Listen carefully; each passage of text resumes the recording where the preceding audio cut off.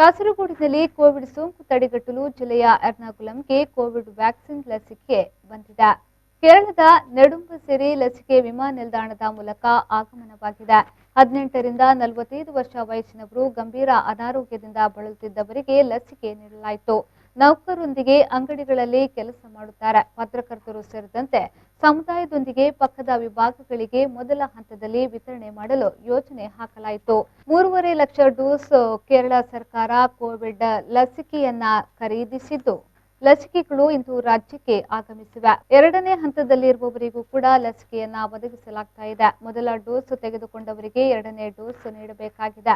18 ರಿಂದ 45 ವಯಸ್ಸಿನವರಿಗೆ ಲಸಿಕೆ ನೀಡದ ಅನೇಕ ಮಂದಿ ಹೆಸರುಗಳನ್ನು ನೋಂದಾಯಿಸಿದ್ದು, ಇಂದು ಅನೇಕ ಮಂದಿ ಕೋವಿಡ್ ವ್ಯಾಕ್ಸಿನ್ ಲಸಿಕೆಯನ್ನ ಪಡೆದುಕೊಂಡರು.